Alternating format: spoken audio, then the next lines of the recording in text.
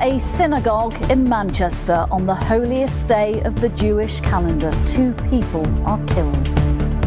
Get back! If you're not involved, move back! Get away! Back!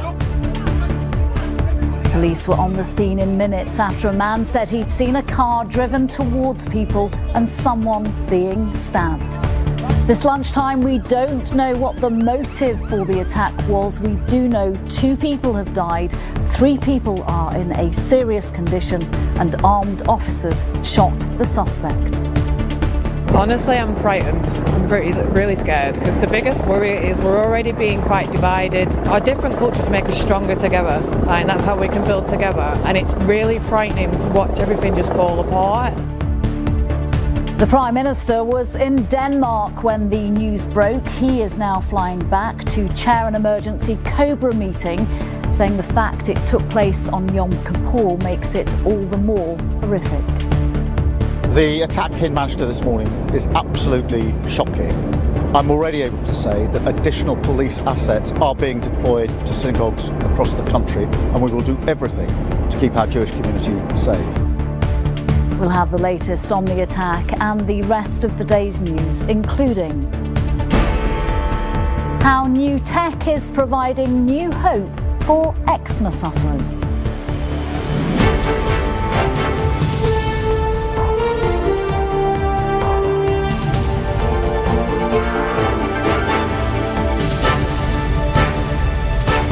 This is the ITV Lunchtime News with Nina Hussain. Good afternoon. 2 people have died in a suspected terror attack in Manchester. It happened outside a synagogue this morning on the holiest day of the Jewish calendar, Yom Kippur. Police were called by a man who said he'd seen a car driving into people and someone being stabbed. Armed officers arrived a few minutes later and shot the suspect, who is also believed to have died. The Prime Minister said the attack was appalling and announced extra police are being deployed at synagogues across the country to keep Jewish people safe. The King said he is deeply shocked and saddened to learn of the attack, especially on such a significant day for the Jewish community. Here's what we know so far today. Our first report comes from Charanpreet Kara. Everybody else! He has a bomb! Go away! He's got a bomb on him! Police warned passers-by to get back before shooting down the suspect behind today's attack outside a synagogue in North Manchester that has left 2 victims dead and 3 seriously injured. Just outside the fence, one of them, a security guard, lies with stab wounds. This image from the scene, which has been widely circulated, appears to show the suspect. He is now believed to be deceased. Officers said his condition cannot be confirmed due to safety issues surrounding suspicious items on his person.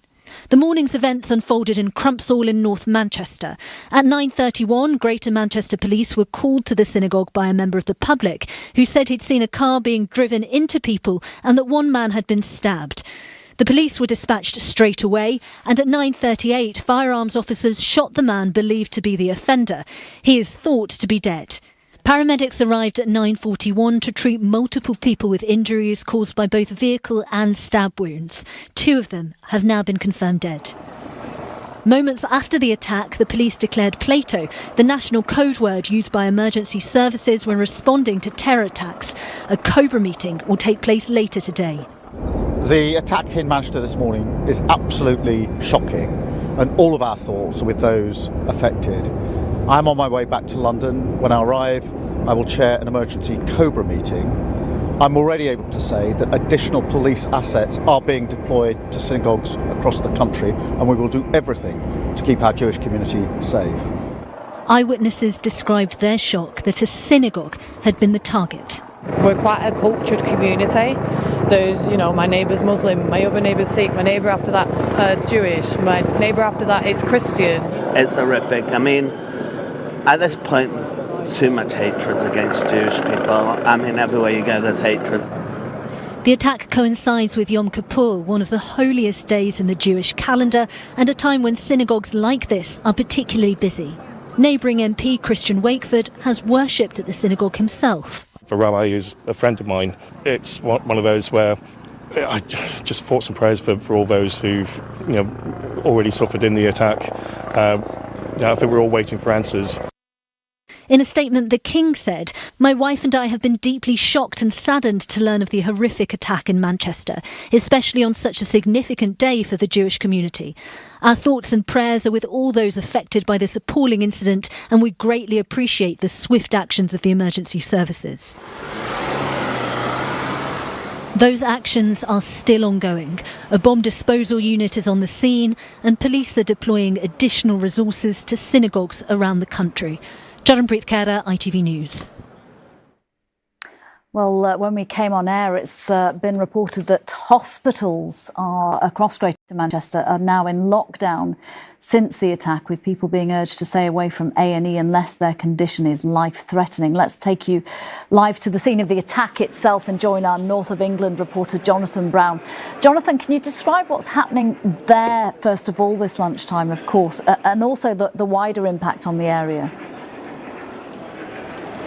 Well, as you can probably tell, there is a huge police presence in this part of northern Manchester around this synagogue. I'm still a few hundred yards from where this incident happened, and this is about as close as we can get. That's because this is very much an ongoing and early part of this investigation. If you look behind me, you should be able to see past the photographers that there are dozens of fire engines and unmarked police cars as the emergency services examine what's become the scene of an atrocity. We've seen riot vans, bomb disposal units and fire engines coming in and out of this cordon over a couple of hours now, and you might also be able to hear that there's a police helicopter hovering overhead. We've also been told on the ground here that many houses in this area have been evacuated, as have some places of worship. We've also been told, as you've said, that in the last few minutes a number of hospitals locally have been locked down, people only urged to go in emergency circumstances to A&E. Meanwhile, this normally busy route into Manchester is closed to traffic and probably will be for the foreseeable future.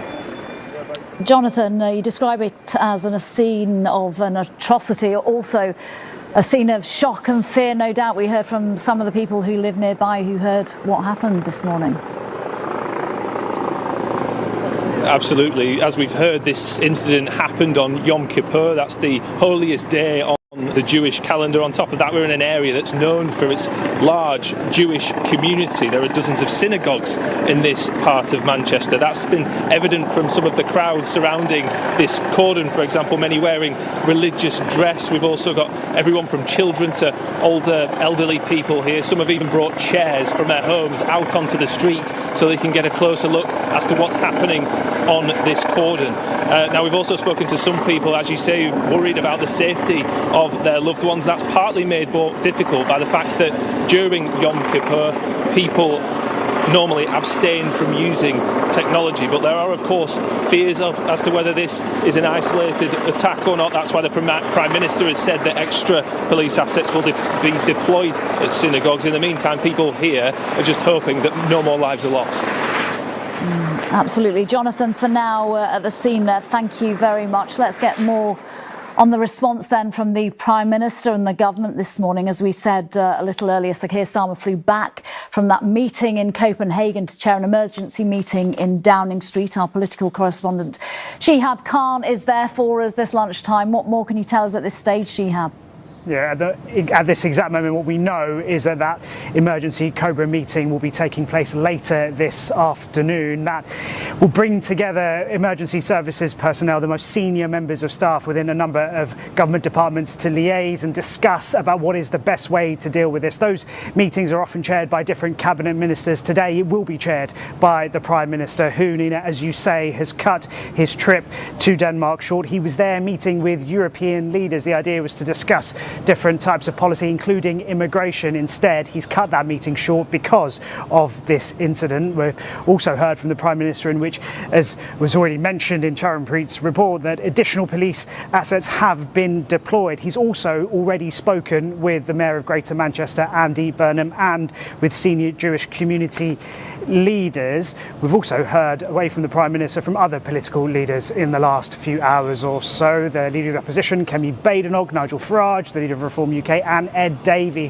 have all posted on social media condemning the attack. There's something that unites all the political leaders here in Westminster today, is that everyone is condemning what we've seen so far. For the Prime Minister, who is now currently en route, as someone who's travelled with the Prime Minister at a time of major international incidents, I can tell you with pretty good confidence that he will probably be being briefed on that flight so that he's ready as soon as he lands to get here into Downing Street to hold that meeting to discuss the best way to deal with this. And as we saw previously when there was the Southport attack, for example, the Prime Minister tends to be very strong when it comes to communities being attacked. We know this is something that is personal to him. His wife is from a Jewish background, so we'll have to wait and see exactly what comes out of that meeting. But at the moment, the message from the Prime Minister has been very clear. He condemns this attack.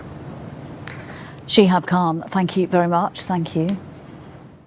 We've seen a rise in attacks on and abuse towards Jewish communities in recent months and years. We don't yet know why a synagogue was targeted, but it's clearly an horrific attack, and it will send a shockwave throughout the country. Our correspondent John Ray is with me. This only happened 4 hours ago, so in terms of the investigation, really early days. Yeah. But what's the latest you've got? Well, we have a whole load of questions and not many answers yet, Nina, to be totally honest with you. The police will want straight away, once they've assured that the situation is under control, which apparently it is. This was an incident over in 7 minutes. The first thing they need to know is the identity of the suspect. That itself might be complicated because of fears that he has an explosive device strapped to his body. Bomb disposal experts are there. And then the next big question is, once they have the identity, was this man on some kind of MI5 watch list? Is he an individual radicalized, or is this part of a wider plot? Are there any links with wider terrorist organizations, non-state and state actors? As I say, we've got to be very, very careful. We don't at the moment know this man's identity, and we don't know his motivation at all. But those are the steps that the police will want to very rapidly go through in the coming hours. Absolutely. While we wait for some of those answers, we must discuss really the context and the timings. This came on Yom Kippur, when lots of Jewish people throughout the country will be in synagogues, the holiest day in the Jewish calendar, and also coming up to the second anniversary of those October the 7th attacks on Israel. Yeah, neither of those things are a coincidence. As you say, synagogues up and down the land are very busy today, the most solemn, sacred day of the Jewish calendar. And I think it's now widely accepted that Israel's war in Gaza has injected a great deal of toxicity into community relations. A little earlier, an hour or so ago, we had a statement from the Israeli embassy in the UK giving their reaction to an attack, which of course they condemned. They said that such an act of violence should be perpetrated on the holiest day of the Jewish calendar in a place of prayer and community is abhorrent and deeply distressing. And they added that the thoughts and prayers of the people of Israel are with the victims, their families, and the entire Jewish community at this difficult time. They've also called on the UK government to ensure the safety and security of all Jewish communities in the UK. We know that this is coming at a time where relationships between the two governments are fractured over the issue of the recognition of the state of Palestine. I have to also say that this has been roundly condemned by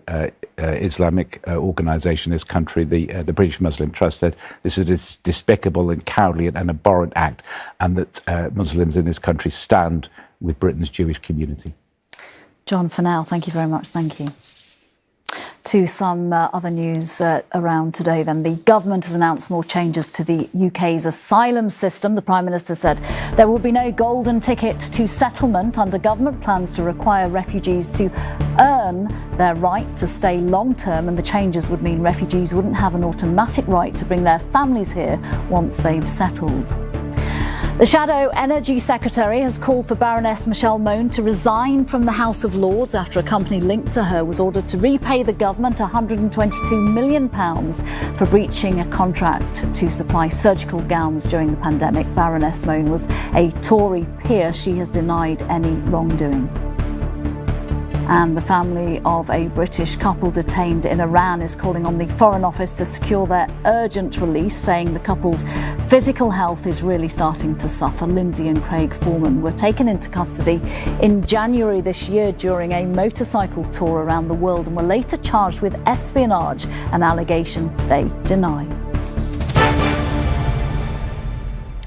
Next, new hope for eczema sufferers thanks to new technology. A team at Heriot-Watt University in Edinburgh says a sensor it has developed could revolutionise how the debilitating skin condition is diagnosed and treated, especially for people with darker skin tones. Researchers have now got the funding to move into clinical research. They say the sensor that measures changes in the skin could put an end to trial and error treatments. Amy Flett has the details.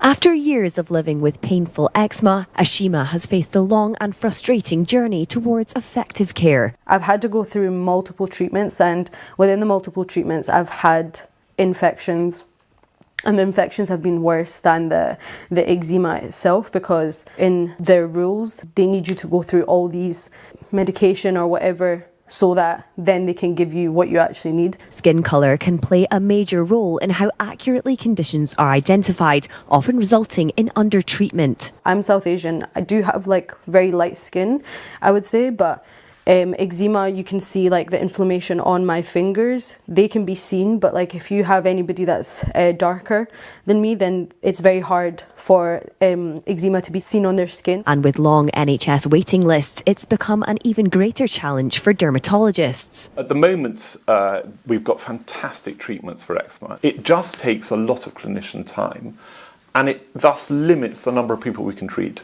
The other thing is, a key measure in it is how red the skin is, and that the skin colour determines that. It is easier to see red skin in an alabaster white Celt with red hair than somebody with a darker skin type. But there's hope the answer could be this: a sensor designed to detect changes in every layer of the skin. So what difference is this going to make in terms of a diagnosis and treatment? So instead of going through this try this, come back later cycle of many creams where you're giving them for 6 to 8 weeks at a time, we believe that we can identify within 1 week whether a treatment is actually successful. The aim is to have these sensors available in pharmacies across the country to support better eczema treatment and diagnosis. GPs are under a huge amount of pressure, dermatologists a huge amount of pressure, and people are frustrated about the waiting list. But we do know that there's a push to try and bring more digital technologies into the country so that we can actually access the right treatment faster, closer to home. For Eczema, it represents a step toward greater medical representation for ethnic minorities and a future where long, exhausting treatment delays are no longer the norm. Amy Flett, ITV News. Let's take you back to our story developing this lunchtime. A suspected terror attack in Manchester. 2 people have been killed in an attack outside a synagogue in Manchester this morning. It happened on the holiest day of the Jewish calendar, Yom Kippur. Within a few minutes, armed officers were on the scene and shot the suspect, who is believed to have died. 3 people are in a serious condition in hospital. A woman who heard what happened described her fear.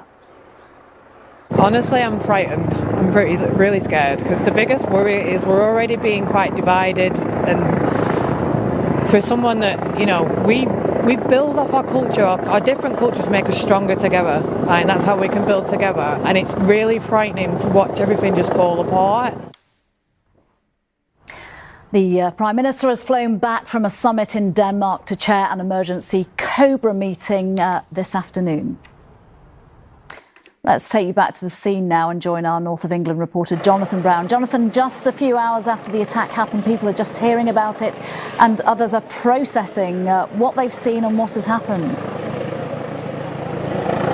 Absolutely, people are just standing and waiting for news here at the moment. There have been prayers that the remaining injured here survive this attack. This after news that 2 members of the public have died and another person believed to be the attacker is also presumed dead. Greater Manchester Police said they were called to reports that a car had been driven towards a member of the public and 1 person had been stabbed outside the Hebrew Park the Heaton Park Hebrew Congregation Synagogue at 9:31 this morning. 7 minutes later, armed police shot the suspect. Now, police say they can't verify the attacker's death due to what they describe as suspicious items on his person. That's why we've seen bomb disposal teams here today. This, as we've said, was an attack outside a synagogue in an area that's known for its strong Jewish community. There are dozens of synagogues in this part of Manchester, but there's also an area known for its tolerance. There's a strong Muslim community too here that people here say lives peacefully alongside the Jewish community.